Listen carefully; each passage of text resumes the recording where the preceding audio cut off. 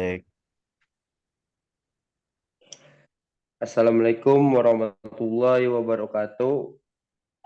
Kami dari kelompok 1 ingin mempresentasikan sistem operasi Linux, dan dari kelompok 1 itu sendiri terdiri dari saya, Jeva Rifai, dengan Bang Ramadan Ubaidillah dan Pak Rasyad.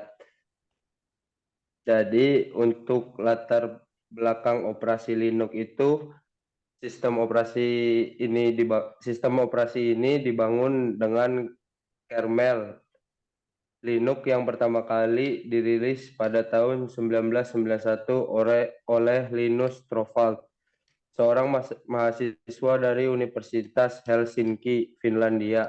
Pada awalnya, Linux hanya dikembangkan sebagai hobi dan tidak bermaksud untuk digunakan secara luas. Namun, dengan seiring perkembangan internet, komunitas pengembangan Linux semakin berkembang dan Linux menjadi semakin populer. Next, Pak.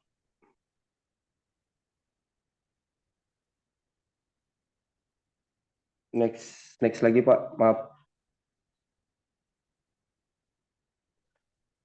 Latar belakang pengambilan judul. Sistem operasi Linux adalah jenis sistem operasi komputer yang bebas dan sumber terbuka, didistribusikan di bawah lisensi GNU (General Public License) yang memungkinkan pengguna untuk mengunduh, menginstal, dan mengubah kode sumber sistem operasi secara gratis. Mohon Pak, next Pak. Di sini ada beberapa contoh dari pilihan jenisnya.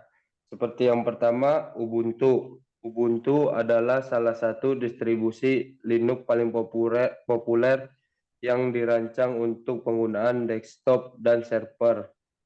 Yang kedua, ada Fedora. Fedora adalah distribusi Linux yang dikembangkan oleh Fedora Project, sebuah komunitas yang didukung oleh Red Hat. Yang ketiga, ada Debian. Debian adalah distribusi Linux yang terkenal dengan kemampuan manajemen paketnya yang sangat baik. Yang keempat, ada Arch Linux. Arch Linux adalah distribusi Linux yang dirancang untuk pengguna yang lebih berpengalaman. Mohon maaf Pak, next Pak. Yang kelima ada CentOS. CentOS adalah distribusi Linux yang berbasis pada kode sumber dari distribusi Red Hat Enterprise Linux. Yang keenam ada Kali Linux. Kali Linux adalah distribusi Linux yang dirancang untuk pengujian penetrasi dan keamanan jaringan. Yang ketujuh ada Mint. Mint adalah distribusi Linux yang dirancang untuk penggunaan desktop. Yang kedelapan ada OpenSUSE. OpenSUSE adalah distribusi Linux yang dirancang untuk penggunaan desktop dan server. Mohon maaf Pak, boleh di next. Yang kelima ada Red Hat Enterprise Linux atau RHAL. RHAL adalah distribusi Linux yang dirancang untuk penggunaan bisnis. Yang ke-10 ada Slackware. Slackware adalah distribusi Linux yang sangat konservatif dan dirancang untuk pengguna yang lebih berpengalaman. Yang ke-11 ada Android. Android juga dikembangkan oleh sistem Linux. Dan untuk yang tanda tanya, mungkin Linux akan mengembangkan lagi sesuai dengan teknologi terbaru. Mohon maaf Pak, boleh di next. Tujuan dan manfaat. Tujuan dan manfaat Sistem operasi Linux mempunyai berbagai tujuan atau fungsi yang sama dengan sistem operasi lainnya, seperti Windows dan Mac OS. Berikut ini adalah beberapa fungsi atau tujuan utama dan manfaat dari OS Linux. Yang pertama, multitasking. Sebagai sistem operasi yang dikelola pengguna, sistem operasi dapat menjalankan program secara bersamaan tanpa menimbulkan masalah. Yang kedua, multi pemrograman. Seperti yang kita ketahui, tugas sistem operasi itu sendiri adalah mengelola sumber daya dan fungsi perangkat, sehingga fungsi ini memberi sistem operasi akses ke sumber daya tersebut. Yang ketiga, multi pemrosesan. Sistem operasi dapat menjalankan prosesor dengan berbagai CPU secara bersamaan. Yang keempat, berbagi waktu. Dengan sistem operasi ini dimungkinkan untuk menjalankan model multi-user yang secara bersamaan menggunakan CPU dan secara otomatis memberikan alokasi waktu antar pengguna untuk mengakses layanan. Dan untuk selanjutnya bisa disampaikan oleh Bang Ramadan Ubaidillah. Bang Ramadan Ubaidillah, mohon dan tempat dan waktunya dipersilakan. Ya, terima kasih, Jepa. Jadi di sini saya akan sedikit menjelaskan cara instalasi sistem operasi Linux. Jadi instalasi sistem operasi Linux dapat dilakukan uh, dengan berbagai cara. Mungkin banyak yang berpikir sulit karena itu terlalu asing, karena lebih ke familiar ke Windows. Ya, jadi saya akan langsung menjelaskan. Silakan next, Rasat.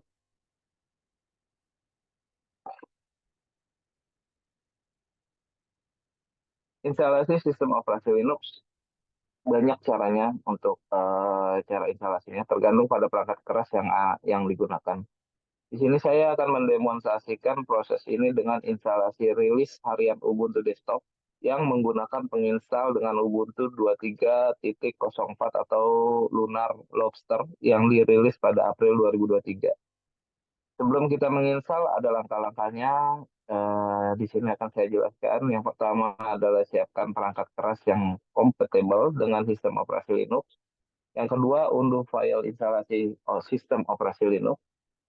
Kemudian yang ketiga, buatlah drive USB yang berisi file instalasi dan sudah lengkap dengan program bootable. Nah, berikut adalah try or install Ubuntu.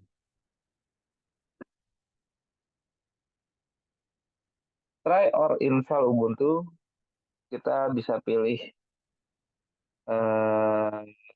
bagian atas, yaitu try or install Ubuntu. Kita tinggal masukkan drive USB Linux Anda yang dapat diboot ke port USB di komputer dan hidupkan laptop. Berikutnya yang harus Anda lakukan adalah memilih atau mencoba Ubuntu dan tekan enter. Next, Pak. Silakan.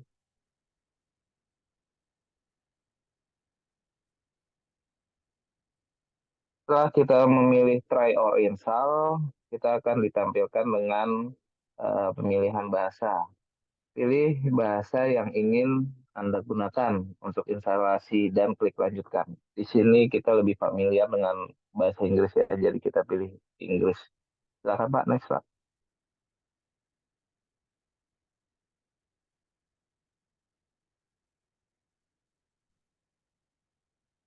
Berikutnya adalah tata letak papan ketik. Penginstal akan secara otomatis mendeteksi keyboard dan bahasa Anda. Jika tidak, pilih kedua opsi dari daftar dan klik lanjutkan. Next, Pak.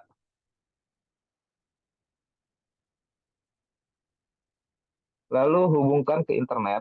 Karena Anda bekerja menggunakan laptop, pastikan untuk memilih jaringan nirkabel Anda. Saat diminta, ketikkan kata sandi untuk jaringan dan klik lanjutkan. Next, Pak. Kemudian pilih jenis instalasi. Di jendela berikutnya, Anda dapat memilih antara instalasi normal atau minimal, serta memiliki opsi untuk menginstal perangkat lunak pihak ketiga. Dan Anda kemudian dapat mengunduh dan menginstal kodek untuk mendukung berbagai format media. Saya sangat menyarankan Anda menggunakan instalasi normal, dan Anda harus memilih kedua opsi sebelum mengklik lanjutkan. Di sini operasi normal itu di paling atas ya. Dilanjut Pak, next Pak.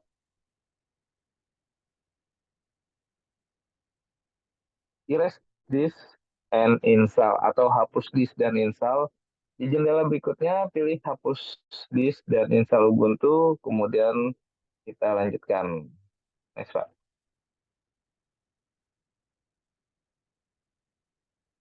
Lalu pilih lokasi dan zona waktu. Anda kemudian akan disajikan dengan jendela tempat Anda memilih lokasi dan zona waktu. Anda dapat mengklik peta atau mengetik lokasi atau zona waktu di kolom dekat bagian atas. Jadi kalau Anda bingung lokasi Anda saat ini, Anda bisa mengklik posisi Anda ada di mana, atau dengan cara mengklik peta di bagian atas ya. Next ya.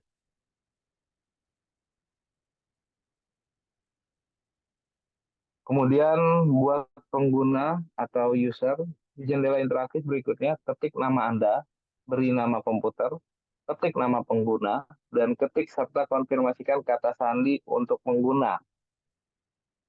Next, Pak. Selanjutnya Anda tinggal ikuti petunjuk instalasi dan sistem operasi Linux Ubuntu sudah langsung bisa digunakan. Jadi sesimpel itu untuk instalasi Linux ya. Berikutnya saya akan sedikit menjelaskan implementasi sistem operasi. Next, Pak. Silakan, Pak.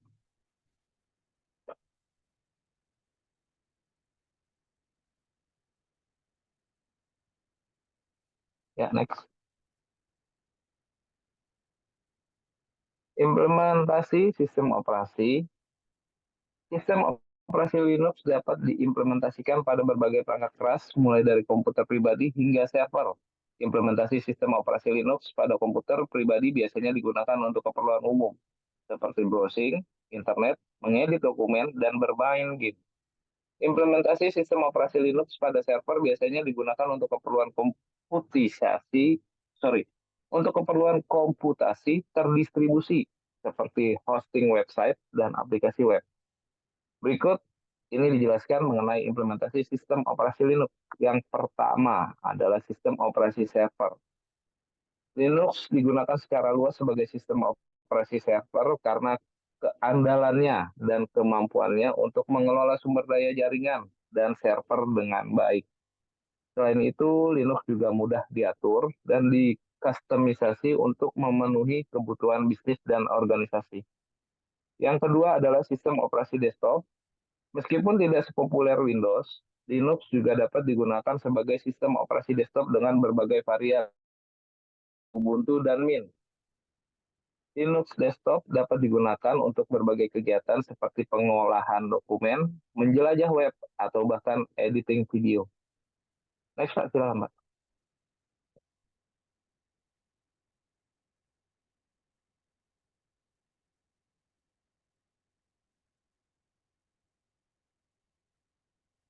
Next. Yang ketiga, sistem operasi untuk pengembangan perangkat lunak. Linux menyediakan lingkungan pengembangan perangkat lunak yang handal dan mudah digunakan. Banyak pengembang perangkat lunak menggunakan Linux sebagai platform utama mereka karena kemudahan dan kemampuan untuk mengakses kode sumber dan mengembangkan aplikasi dengan lebih mudah. Lalu keempat adalah sistem operasi untuk perangkat embedded. Karena ukuran dan kemampuannya yang ringan, Linux juga sering digunakan sebagai sistem operasi untuk perangkat embedded seperti router, televisi pintar atau smart TV, dan perangkat Internet of Things atau kita lebih kenal IoT. Next, Pak. Silakan.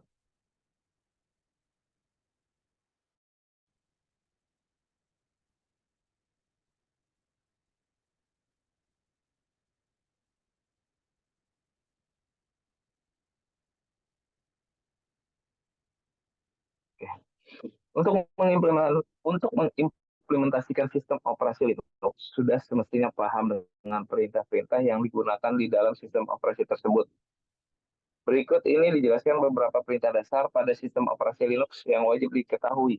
Yang pertama adalah pwd. Ketika Anda pertama kali membuka terminal, Anda akan masuk ke home directory user Anda. Untuk tahu directory mana yang sedang Anda buka, Anda bisa menggunakan komen pwd ini. Nomor dua adalah ls. Perintah ls pada Linux digunakan untuk mengetahui file apa saja yang ada pada directory yang sedang Anda buka. Anda bisa melihat file tersembunyi dengan menggunakan perintah ls strip A. Yang ketiga adalah cd. Gunakan komen cd untuk masuk ke sebuah directory. Misalnya jika Anda sedang ada di folder home dan Anda ingin masuk ke folder downloads, Anda bisa memasukkan komen cd downloads. Komen yang satu ini sangat case sensitif, jadi Anda perlu memasukkan nama foldernya dengan tepat. Selain itu, jika folder Anda terdiri dari dua nama atau lebih, Anda perlu memasukkan tanda garis miring di antara nama foldernya. Misalnya, Anda memiliki sebuah folder yang diberi nama mata kuliah. Jika Anda memasukkan komen cd, spasi mata, spasi kuliah, Anda akan mendapat pesan error. Jadi, Anda perlu memasukkan komennya sebagai cd, spasi mata, garis miring kuliah. Kalau Anda hanya memasukkan CD, Anda akan dibawa ke home directory. Untuk kembali ke folder berikutnya, Anda tinggal memasukkan CD, titik 2 setelah CD, memiliki arti kembali atau back. Yang keempat adalah CAT atau CAT. Akronim dari concatenate berfungsi untuk membuat daftar konten atau isi file pada standar output atau SDOUT. Untuk menjalankan komen ini, ketik CAT, kemudian diikuti dengan nama dan ekstensi file. Misalnya CAT spasi file titik txt titik. Yang kelima adalah mkdir. Gunakan komen mkdir ketika Anda perlu membuat folder atau directory. Misalnya Anda ingin membuat sebuah directory dengan nama baru, maka Anda tinggal memasukkan komen mkdir baru. Kalau Anda ingin membuat directory dengan lebih dari satu kata pada namanya, seperti di perintah sebelumnya, Anda perlu menggunakan tanda garis miring. Jadi Anda harus ketik mkdir, folder, garis miring, baru. Next, Pak.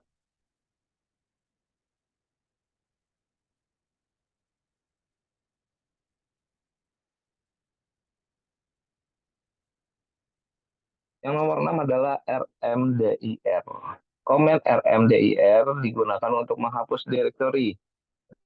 Tapi perintah ini hanya bisa digunakan untuk menghapus directory kosong. Kalau Anda ingin menghapus directory yang masih berisi file, gunakan komen RM yang akan dibahas di bawah ini.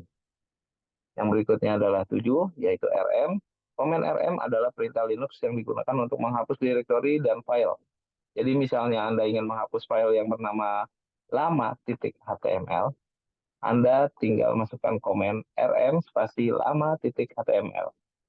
Tetapi perintah dasar ini tidak bisa sembarangan menghapus directory. Gunakan rm r untuk menghapus directory, ini akan menghapus directory dan isinya. Nomor 8 adalah touch. Touch digunakan untuk membuat file baru. Ini bisa berupa apa saja, mulai dari txt file kosong atau file zip kosong. Misalnya Anda ingin membuat file teks baru, Anda tinggal masukkan touch spasi baru.txt. Yang kesembilan adalah cp. Perintah cp pada Linux digunakan untuk menyalin file directory aktif ke directory lain. Contohnya saat menyalin atau mengcopy dari sampel.txt ke directory dokumen. Nomor 10 adalah mv. Mv digunakan untuk memindahkan files. Anda juga bisa menggunakan perintah dasar ini untuk mengganti nama sebuah file. Misalnya, Anda ingin mengganti nama sebuah file dari baru menjadi lama. Maka Anda tinggal memasukkan komen mv spasi baru spasi lama. Yang nomor 11 adalah locate. Perintah yang satu ini digunakan untuk menemukan lokasi sebuah file di sistem Linux, sama seperti command search di Windows. Loket memang sangat berguna jika Anda tidak bisa menemukan di mana sebuah file disimpan. Kalau Anda tidak tahu apakah file itu ditulis dengan huruf besar atau huruf kecil, Anda bisa menambahkan komen i agar semua file yang mengandung kata itu keluar. Misalnya, Anda mencari file yang mengandung kata domain, maka Anda bisa memasukkan komen loket i domain.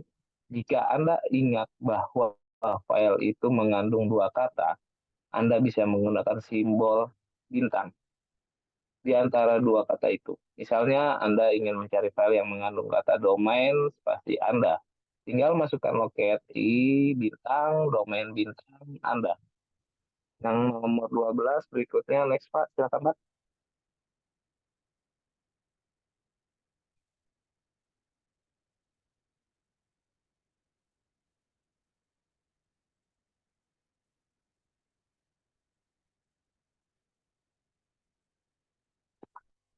Next Pak.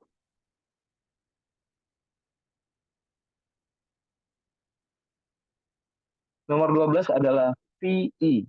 Nano adalah text editor yang bisa mengeluarkan berbagai keyword dan dikenali di berbagai bahasa.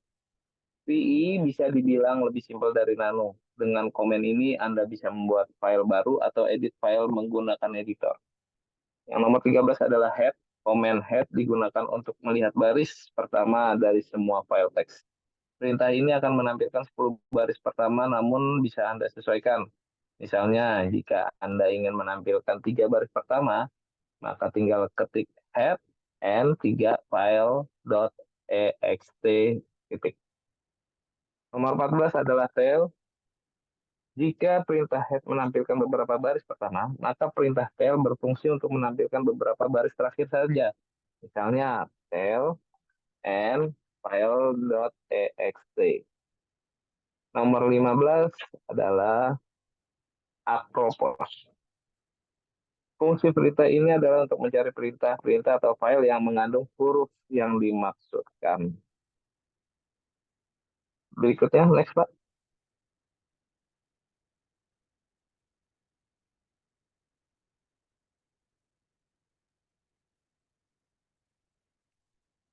Baik, terima kasih Saudara Untuk Ubaidillah. kelebihan dan kekurangan, Untuk bagian ini saya akan coba menjelaskan kelebihan dan kekurangan sistem operasi Linux.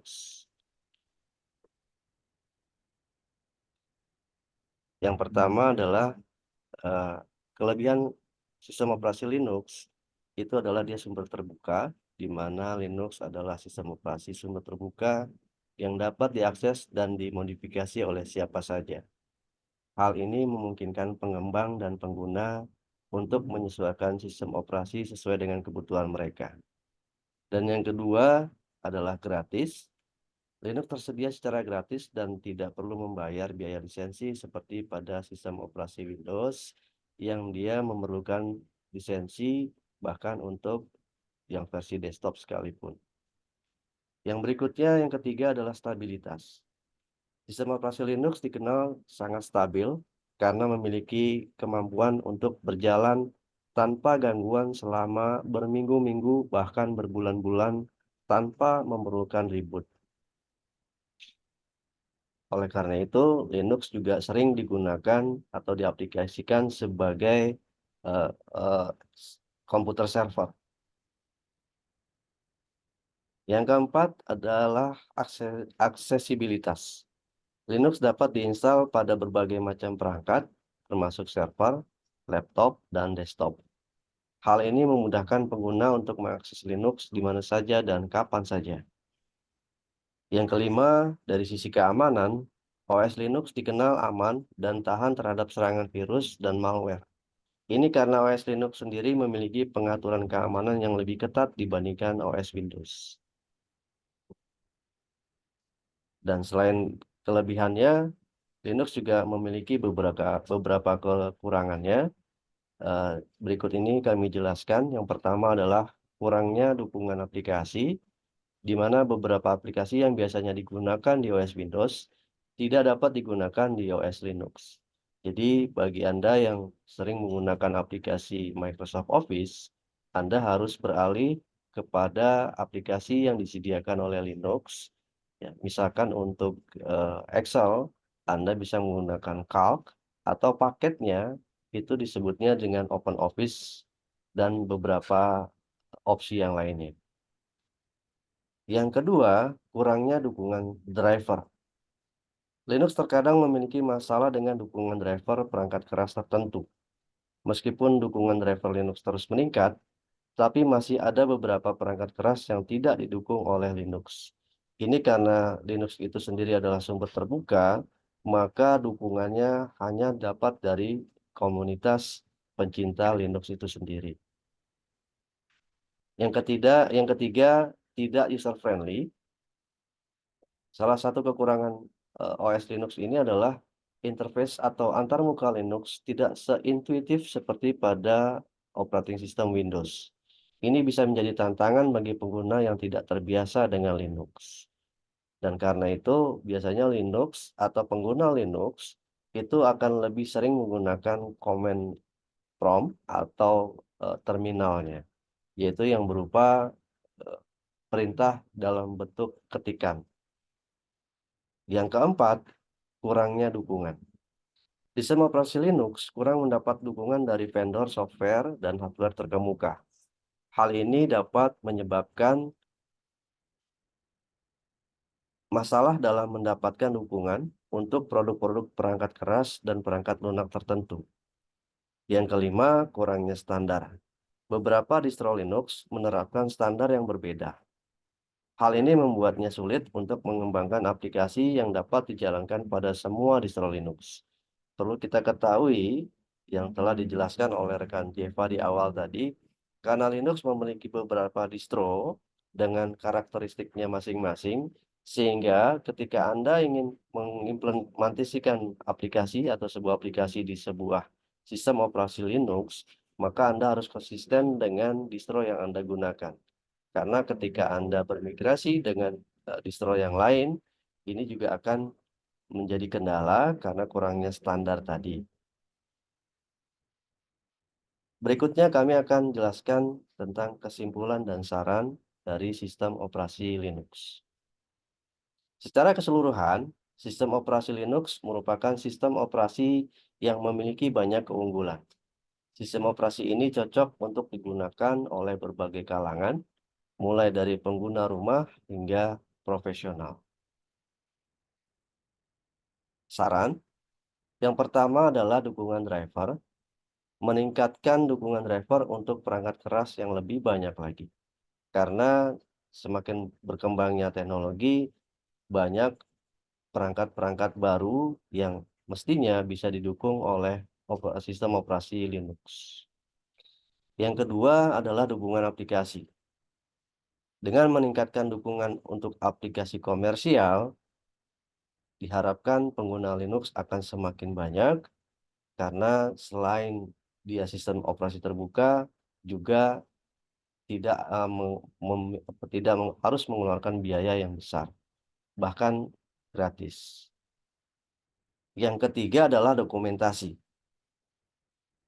Meningkatkan dokumentasi sistem operasi agar penggunanya menjadi jauh lebih mudah sehingga semakin banyak pengguna yang akan mengandalkan Linux sebagai sistem operasi mereka dan Linux akan menjadi lebih terkenal. Demikian penjelasan dari saya. Berikutnya saya kembalikan ke Saudara Jeva. Silakan Saudara Jeva. Ya, terima kasih Pak Rasad. Untuk teman-teman, makasih. Ya, ini saya sebagai penutupnya ingin pantun sedikit. Nah, pergi memancing ke Sungai Sula. Cakep. Inilah dipancing di hari senja. Salam undur diri dari kita untuk teman-teman semua. Wassalamualaikum warahmatullahi wabarakatuh.